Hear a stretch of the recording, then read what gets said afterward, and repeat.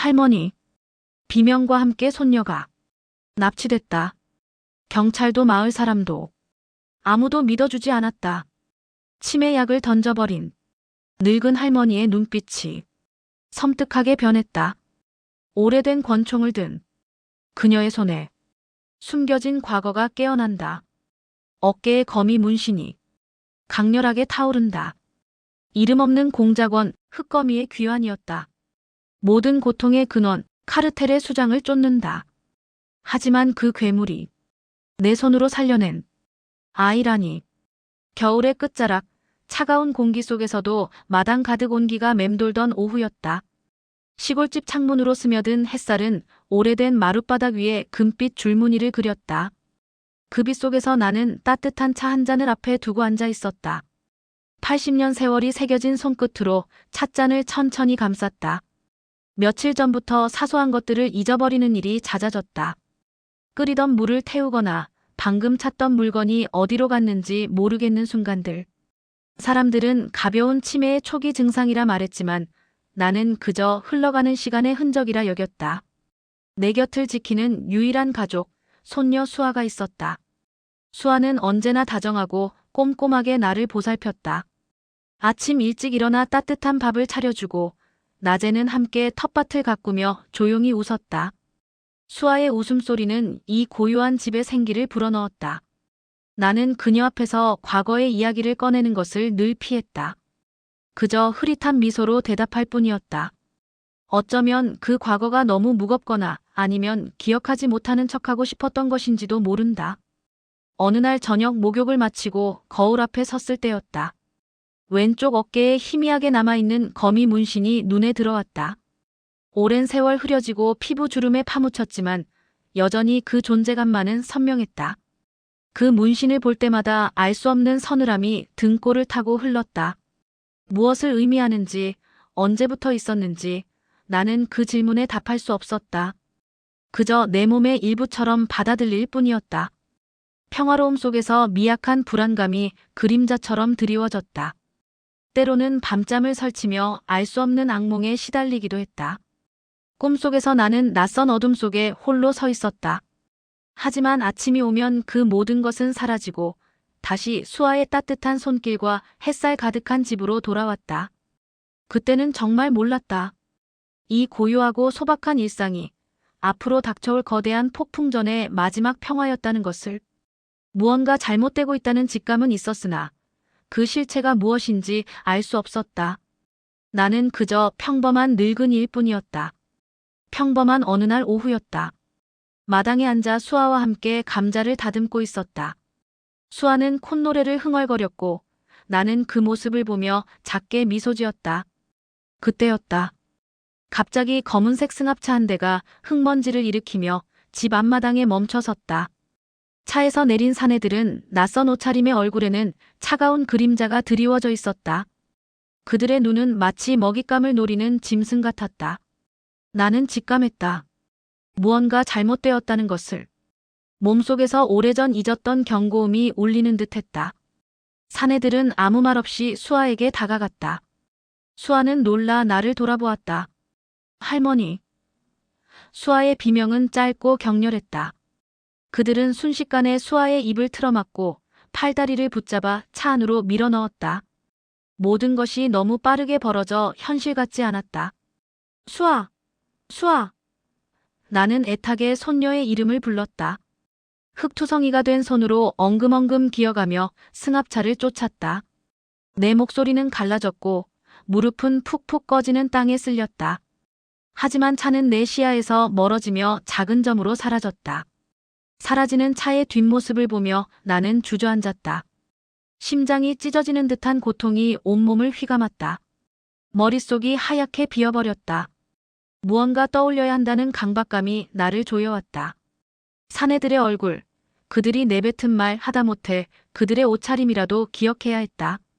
하지만 흐릿한 기억 속에서는 아무것도 떠오르지 않았다. 짙은 안개 속을 헤매는 것처럼 모든 것이 불분명했다. 내 머리가, 내 기억이 나를 배신하는 것만 같았다. 수아를 구해야 하는데 아무것도 할 수 없는 무력감이 파도처럼 밀려왔다. 힘없는 늙은이로서 나는 그저 손녀의 이름만을 반복해 부를 수밖에 없었다.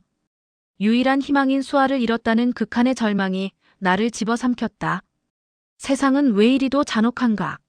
나는 무엇을 잘못했는가? 왜 이런 일이 내게 일어난 것인가? 억울함이 가슴을 짓눌렀다. 저 무자비한 자들은 대체 누구인가? 그들의 무자비한 행동은 내 평화로운 삶을 산산조각 냈다. 나약하고 늙어버린 나는 그저 피눈물을 흘리며 바닥에 엎드러져 있을 뿐이었다. 이 깊은 절망 속에서 나는 아무런 희망도 찾을 수 없었다. 나는 몸을 추스르고 경찰서로 향했다. 무릎에 묻은 흙먼지는 나의 절박함을 그대로 보여주는 것 같았다.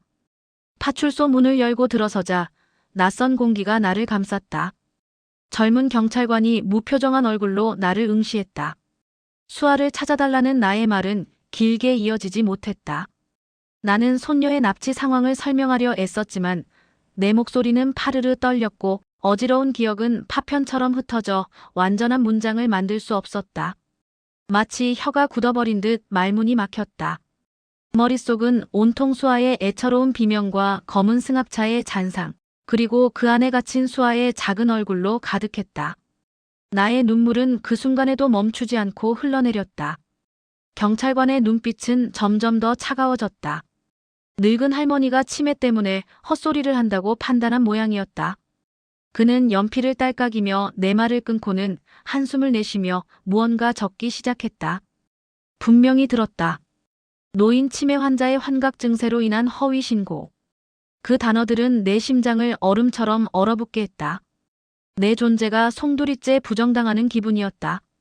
나의 비명은 세상의 차가운 벽에 부딪혀 산산조각 났다. 내 손녀가 사라졌는데 세상의 모든 시스템은 나를 비웃는 것만 같았다. 아무도 나를 믿어주지 않았다. 나는 그곳에서 투명 인간이 된 것 같았다. 나의 절규는 그저 바람 소리처럼 흘려듣는 듯했다. 무력한 신고 기록은 찢어진 종이 조각처럼 내 손에서 아무런 힘도 발휘하지 못했다. 나는 며칠 동안 마을 사람들에게 도움을 청했다. 마당 옆집 순옥이네, 동네 슈퍼 할아버지, 지나가는 낯선 이들까지 붙잡고 애원했다. 나의 눈은 붉게 충혈되었고 목소리는 이미 쉬어버린 지 오래였다. 하지만 그들의 눈빛에는 동정심 대신 불편함과 의심이 서려 있었다. 어떤 이는 애써 눈을 피했고 어떤 이는 불쑥 다가와 오키 할머니가 요즘 정신이 오락가락하시더니 결국 큰일 나셨네. 젊은 사람들에게 이야기해봤자 소용없어. 라며 동네 소문에 기름을 부었다. 그들의 수군거림이 등 뒤에 비수처럼 꽂혔다. 어떤 이들은 아예 눈길조차 주지 않고 고개를 돌렸다. 그들은 나와 수아가 오랜 시간 함께 해온 가족임을 알았다. 하지만 내게 드리워진 치매라는 그림자는 나의 모든 진실을 허황된 이야기로 만들었다. 나는 철저히 혼자가 되었다. 이 고요한 시골 마을이 갑자기 무시무시한 정글처럼 느껴졌다. 집으로 돌아와 텅 빈 방을 보았다. 수아가 정리해둔 책들, 수아가 만든 뜨개질 인형, 함께 웃고 떠들던 흔적들. 모든 것이 수아의 온기를 담고 있었다. 그 온기는 이제 차가운 공허함으로 변해 나를 덮쳤다. 이불을 끌어안고 웅크려 앉았다. 통장 잔고는 바닥을 드러내고 있었다. 병원비와 생활비로 조금씩 줄어들던 돈은 수아 없이 살아가기엔 턱없이 부족했다. 당장 무엇을 해야 할지, 어디로 가야 할지 한 걸음도 내디딜 수 없는 막다른 골목에 몰린 기분이었다. 나는 무능력한 노인, 그 이상도 이하도 아니었다. 세상은 나를 외면했고 나는 깊은 절망의 구렁텅이로 떨어졌다. 내 안에는 서서히 끓어오르는 분노가 자리 잡았다. 이토록 무력하게 당할 수밖에 없는 현실에 대한 분노, 나의 이야기를 믿어주지 않고 나를 조롱하는 세상에 대한 분노였다. 내 비명은 아무도 듣지 못하는 메아리가 되어 허공을 맴돌았고 그 소리는 다시 나에게 돌아와 나를 찢어발겼다. 방은 어둠에 잠겨 있었다. 며칠 밤낮을 잠 한숨 제대로 자지 못했다. 눈을 감으면 수아의 울먹이는 얼굴이, 눈을 뜨면 텅 빈 집이 나를 조여왔다. 수아가 없는 집은 마치 빈 껍데기처럼 느껴졌다. 나는 마루 한가운데 주저앉아 멍하니 천장을 응시했다. 무릎을 끌어안은 손에는 더 이상 아무런 힘도 없었다. 심장은 끊임없이 고통을 토해냈고 숨 쉬는 것조차 버거웠다. 아무것도 할 수 없다는 무력감이 온몸을 짓눌렀다. 세상은 나를 버렸고 나 또한 나 자신을 버린 것 같았다. 내 삶은 이제 끝이라고 생각했다. 그때 문득 오래된 김치 냉장고가 눈에 들어왔다.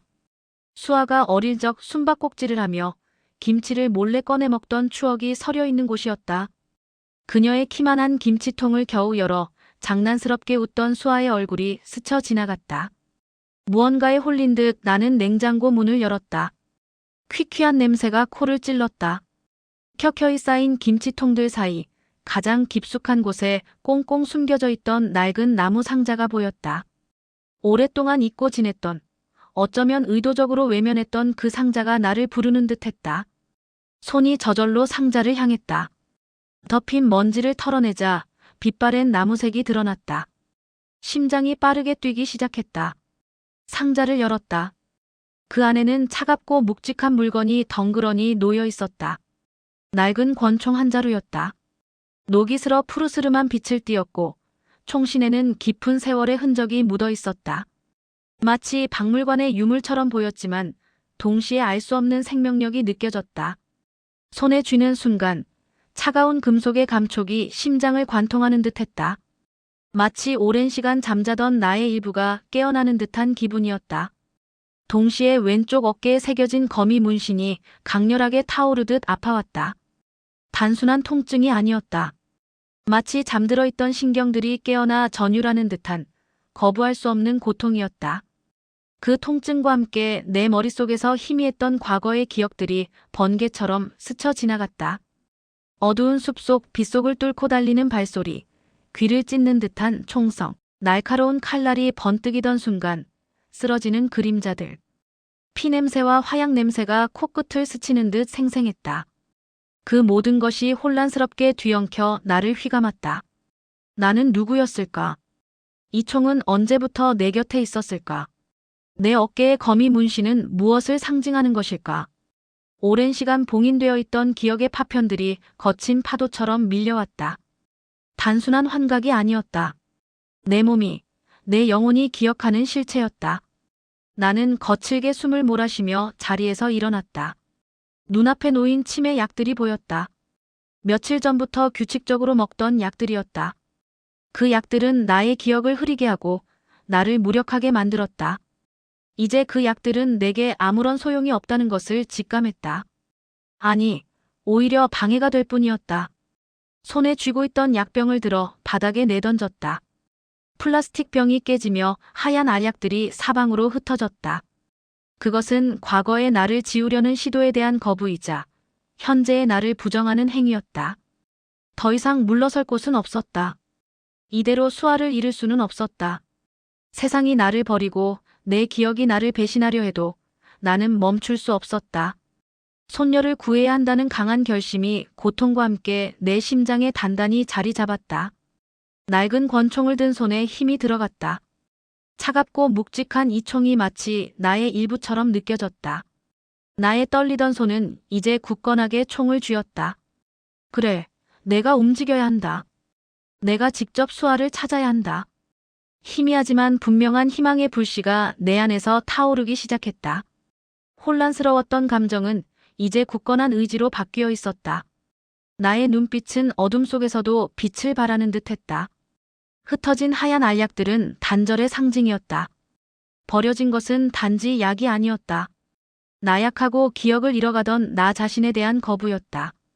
잠재되어 있던 나를 되찾으려는 의식적인 선택이었다. 안개에 쌓여있던 정신은 서서히 맑아지기 시작했다. 마치 잠자던 신경들이 다시 깨어나는 것처럼 느리고 고통스러운 과정이었다. 한때 흐릿한 가장자리에 머물던 기억들은 이제 날카롭게 선명해져 각 세부 사항이 방 안의 고요함을 파고들었다. 어렸던 내 모습, 엄격했던 훈련 교관의 눈빛, 손에 쥔 무기의 차가운 감촉. 그것들은 추상적인 이미지가 아니라 내 살과 뼈를 울리는 생생한 감각으로 되살아났다. 나약하고 의존적이던 늙은 몸은 껍질을 벗고 있었다. 거울은 낯선 얼굴을 비췄다.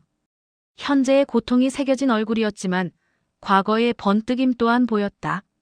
눈가의 부드러운 주름은 단단해지는 듯했고 처져 있던 어깨는 미묘하게 펴졌다. 이것은 단순한 육체적 변화가 아니었다.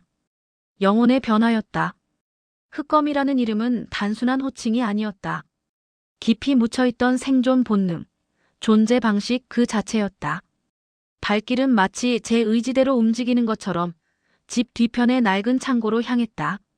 녹슨 자물쇠는 수년간의 미사용에 항의하듯 삐걱거리며 열렸다.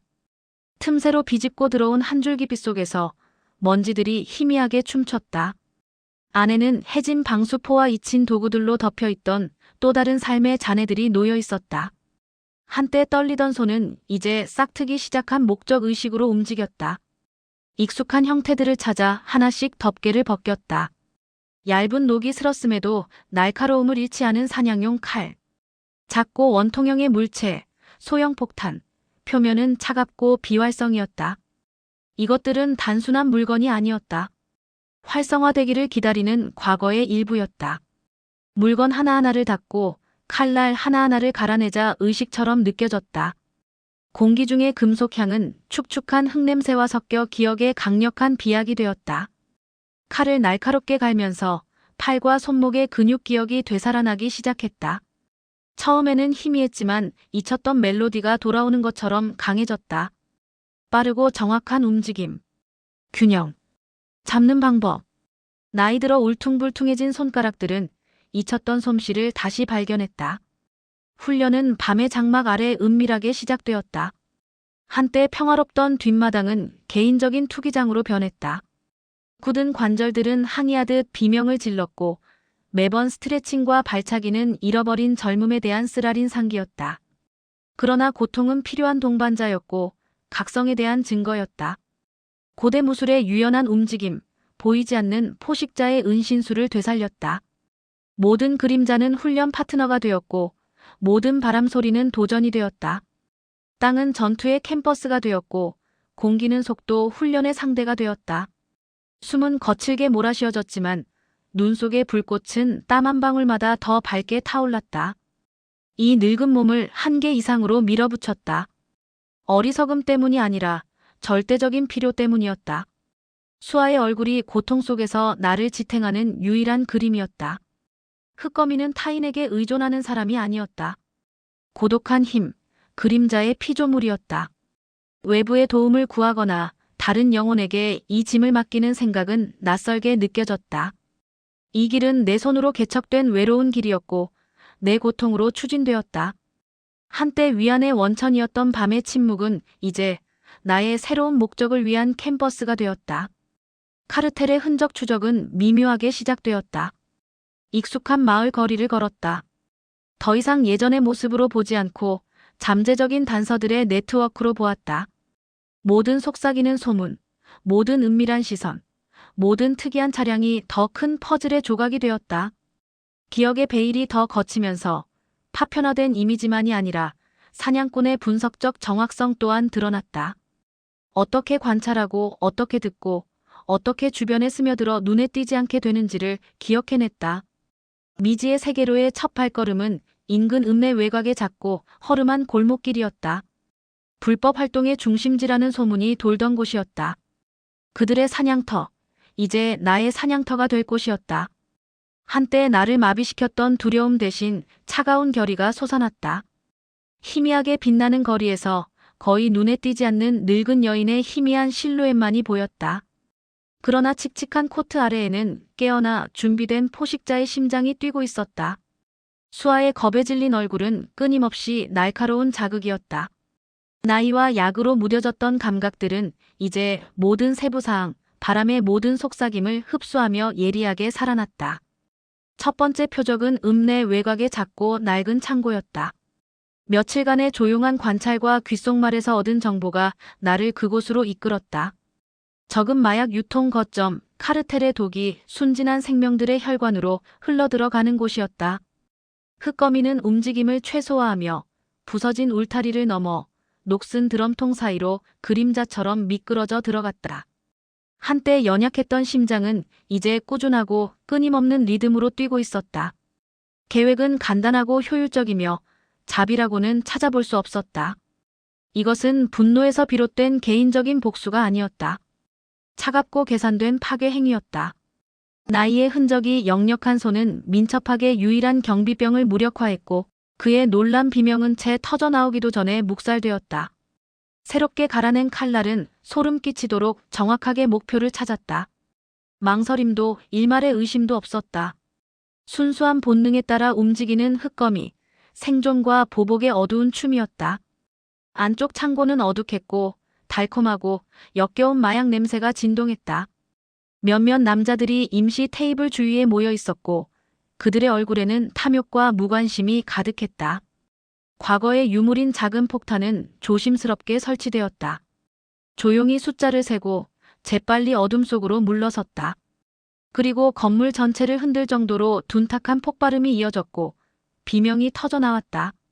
거창한 폭발은 아니었지만 혼란을 야기하고 그들의 보급을 파괴하며 메시지를 보내기에는 충분했다. 뒤이은 혼돈 속 연기와 먼지 속을 유령처럼 움직였다. 나의 목적은 그들 모두를 죽이는 것이 아니었다. 그들의 조직을 하나씩 해체하는 것이었다. 달아나려던 한 남자는 번쩍이는 칼날과 마주쳤다. 그의 공포는 극명했고 나의 차가운 결의와 대조되었다. 싸움은 빠르고 잔인했으며 불필요한 기교는 없었다. 늙은 몸은 놀라운 민첩성으로 움직였고 원시적인 분노에 사로잡혀 있었다. 모든 일격은 충격적인 힘으로 가해졌고 모든 방어는 수년간 잊혔던 훈련의 증거였다. 한때 부드럽고 주름졌던 손은 이제 긁히고 멍들었으며 내 행동의 핏빛 증거로 얼룩졌다. 피가 손등을 타고 흘러내렸다. 그것은 익숙한 광경이었고 내 안에서 상충되는 감정의 폭풍을 불러일으켰다. 빼앗은 모든 생명, 모든 폭력 행위가 파편화된 기억의 홍수를 되살렸다.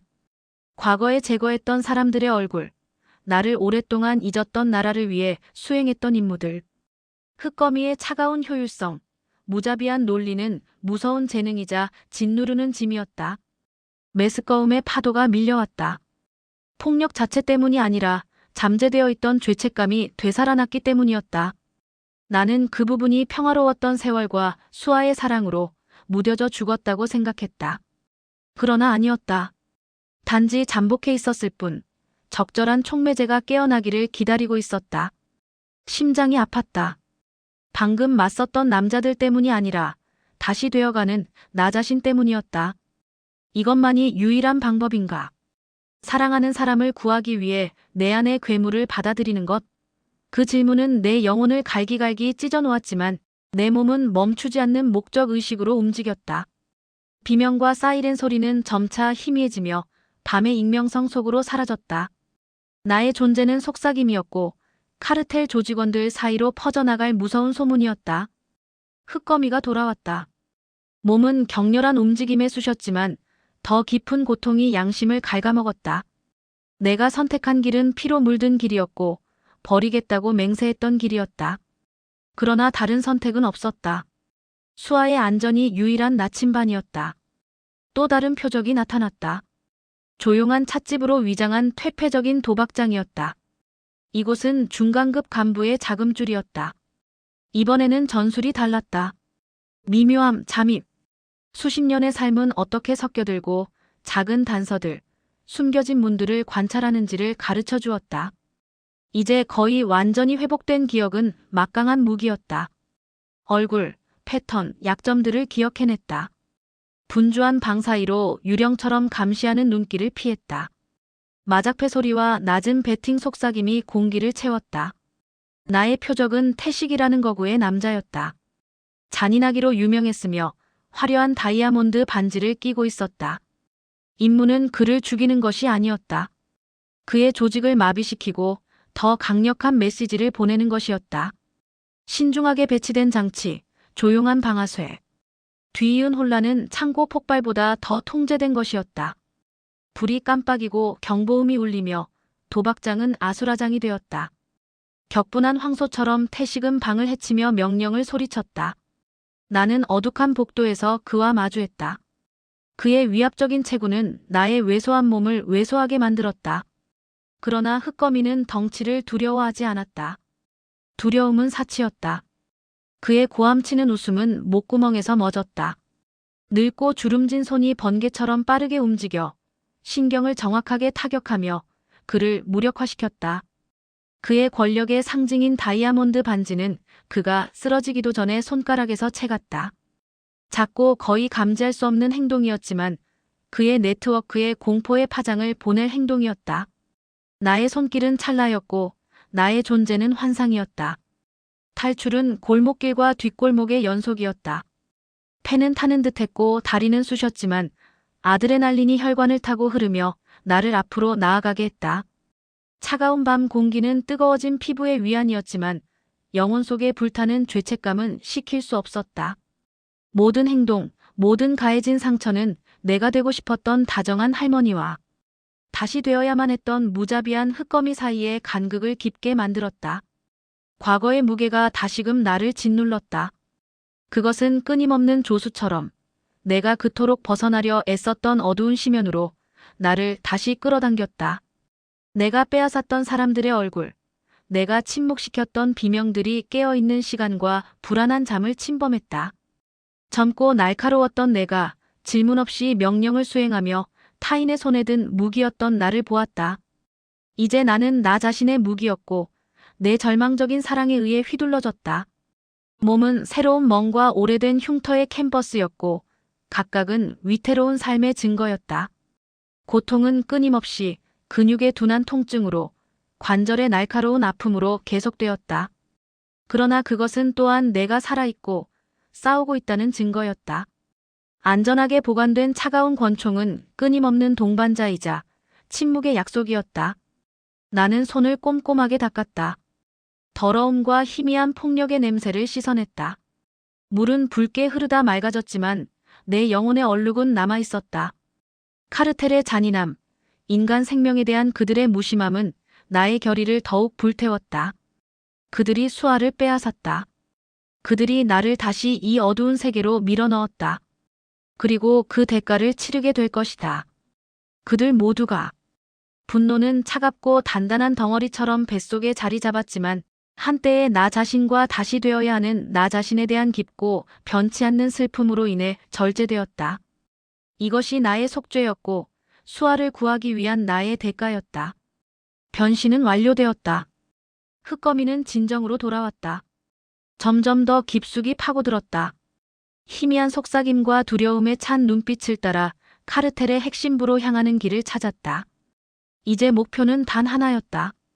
모든 고통의 근원인 수장을 찾아내야 했다. 읍내를 벗어나 황량한 외곽의 낡은 공장지대가 눈에 들어왔다. 그곳은 침묵과 음울함으로 뒤덮여 있었고 마치 모든 악의 기운이 응축된 듯한 분위기였다. 이곳이 마지막 지점이라는 직감이 온몸을 휘감았다. 경계는 삼엄했지만 나의 눈에는 모든 것이 낡은 퍼즐 조각처럼 보였다. 수십 년간 갈고 닦은 본능은 어둠 속에서도 빛을 발했다. 버려진 컨테이너와 폐기물 더미 사이를 그림자처럼 움직였다. 차가운 금속 냄새, 기름때 냄새, 그리고 역겨운 마약 냄새가 뒤섞여 폐부 깊숙이 스며들었다. 이곳에는 수아의 작은 그림자가 희미하게 떠다녔고 그 모습이 나의 모든 감각을 날카롭게 했다. 마지막 관문을 통과하자 거대한 공간이 펼쳐졌다. 어둠 속에서 여러 명의 그림자들이 분주하게 움직였다. 그리고 그 중앙에 서 있는 한 남자. 도진이었다. 그의 모습은 예상과 달랐다. 차갑고 무자비한 기운이 뿜어져 나왔지만 어딘가 익숙한 그림자가 스쳐 지나갔다. 그의 눈빛은 맹렬했고 한때 연약했던 어린 소년의 얼굴이 그 안에서 섬광처럼 떠올랐다. 30년 전 이름 모를 산속, 얼어붙은 계곡 바닥에서 겨우 숨을 쉬고 있던 아이. 북파 공작원으로서 수행하던 임무 중 죽음의 문턱에서 내가 구했던 그 아이였다. 온몸에 피가 역류하는 듯한 충격이 밀려왔다. 믿을 수 없었다. 내 손으로 살려낸 생명이 이렇게 괴물이 되어 내 가장 소중한 것을 앗아갔다니. 비통함이 심장을 찢어놓았다. 나의 실수가 이런 비극을 낳았다는 죄책감이 거대한 파도처럼 나를 덮쳤다. 살려냈어야 하는가 아니면 임무대로 처리했어야 하는가. 그 질문은 수십 년간 잊혔던 양심의 묵직한 돌덩이가 되어 내면을 짓눌렀다.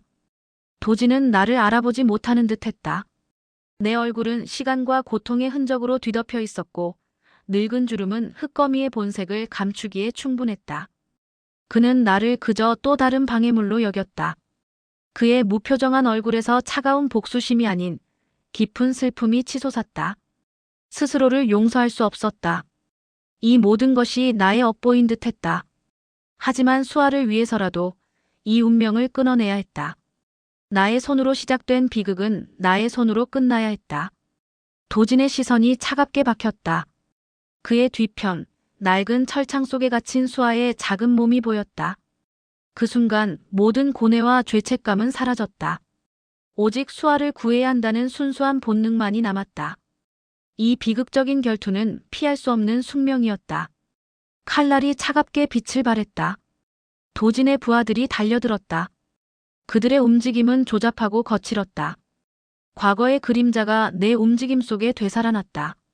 빠르고 정확하게 그들의 급소를 노렸다. 뼈 부러지는 소리, 둔탁한 신음소리가 어둠 속에 울려 퍼졌다. 늙었지만 날렵한 몸은 마치 실에 매달린 인형처럼 움직였다. 모든 공격은 수십 년의 훈련과 경험이 응축된 것이었다. 도지는 달랐다. 그의 움직임은 섬세했고 어딘가 나의 과거와 닮아 있었다. 아마 내가 살려준 그날 이후 그도 생존을 위해 피나는 노력을 했을 것이다. 그의 눈빛은 죽음의 그림자를 담고 있었고 망설임이 없었다. 그는 나의 스승들이 가르쳤던 기술을 변형하여 사용했다. 피가 튀었다. 팔이 베이고 다리에 깊은 상처가 났다. 고통이 온몸을 잠식했지만 수아의 얼굴이 흐릿한 시야를 붙잡았다. 흙거미는 고통에 굴복하지 않았다. 오히려 고통은 나의 의지를 더욱 단단하게 만들었다. 두 사람의 싸움은 격렬했고 처절했다. 스승과 제자처럼 그러나 적이었다. 한때는 어린 생명을 구하려 했던 손이 이제는 그 생명을 멈추려 하고 있었다. 피와 땀으로 얼룩진 바닥 위에서 모든 것이 뒤엉켰다. 내가 그의 공격을 피하고 그의 움직임을 읽어낼 때마다 그에게서 나의 과거가 보였다. 어쩌면 그도 나처럼 자신이 원하지 않는 삶을 살아야만 했을지도 모른다는 생각이 스쳐 지나갔다. 그러나 변명은 없었다. 그는 수아를 해쳤고 그것은 용서받을 수 없는 죄였다. 마지막 일격. 모든 힘을 모아 도진의 약점을 파고들었다. 그의 눈이 크게 뜨였다. 혼란 그리고 한순간의 깨달음이 스쳐 지나가는 듯했다. 그제야 그는 나를 알아보았을까? 질문은 침묵 속에 사라졌다. 그의 몸이 둔탁하게 바닥으로 쓰러졌다. 그리고 길고 격렬했던 싸움이 끝났다. 내 심장은 격렬하게 요동쳤지만 동시에 알 수 없는 평온이 찾아왔다. 흙거미로서의 마지막 임무가 끝났다는 것을 직감했다. 수아에게 향했다. 철창에 녹슨 자물쇠를 부수자 수아의 작은 손이 조심스럽게 내게 닿았다. 떨리는 손으로 아이를 끌어안았다. 따뜻하고 작은 체온. 세상의 모든 어둠과 고통이 한순간에 사라지는 듯했다. 아이의 얼굴에서 피어나는 안도감과 아직 남아있는 두려움이 나를 아프게 했다. 모든 것이 끝났다. 이제 다시는 이 어둠 속으로 돌아가지 않을 것이다. 다시는 흙거미로 살지 않을 것이다. 몸은 만신창이가 되었지만 마음만은 가벼웠다. 수십 년간 짊어졌던 죄책감의 짐이 드디어 어깨에서 내려지는 순간이었다. 도진과의 싸움은 단순히 복수가 아니었다. 나의 속죄였다. 내가 과거에 저질렀던 실수, 그리고 그로 인해 파생된 모든 고통에 대한 마지막 대가였다. 수아의 작은 손을 잡고 공장을 나섰다. 새벽의 여명이 동쪽 하늘을 물들이고 있었다. 어둠이 물러나고 새로운 빛이 비치기 시작했다. 세월은 많은 것을 앗아갔지만 사랑은 변치 않았다. 수아의 해맑은 미소가 나의 모든 상처를 치유하는 듯했다. 치매 약 없이도 나의 정신은 맑았다. 과거의 기억들은 선명하게 남아 있었지만 더 이상 나를 짓누르지 않았다. 그것들은 내가 어떤 사람이었는지, 그리고 사랑하는 사람을 위해 어떤 선택을 했는지를 상기시키는 기록이었다. 이제는 오키로서, 수아의 할머니로서 살아갈 것이다. 따스한 햇살이 비추는 시골집으로 돌아왔다. 마당의 꽃들은 여전히 아름답게 피어 있었다. 모든 것이 예전과 같았다. 하지만 나는 변했다. 더 이상 나약하지 않았고 더 이상 두렵지 않았다. 수아의 손을 잡고 벤치에 앉았다. 아이는 조용히 내 어깨에 기대어 잠이 들었다. 작고 사랑스러운 아이의 숨소리가 세상의 모든 불협화음을 잠재웠다. 희미한 희망이 가슴속에 피어났다. 비록 많은 것을 잃었지만 가장 소중한 것을 되찾았다. 세월이 흐르고 고통이 깊어져도 사랑은 언제나 우리를 구원한다. 그리고 나의 삶은 다시 시작되었다. 나는 더 이상 혼자가 아니었다. 세월과 고통 속에서도 사랑은 언제나 우리를 구원하며 새로운 시작을 선물합니다. 흑거미 오키의 여정은 끝났지만 희망은 다시 피어났습니다. 백년 드라마 채널에서 다음 이야기도 함께 해주세요. 구독과 좋아요는 저희에게 큰 힘이 됩니다. 다음에 또 만나요.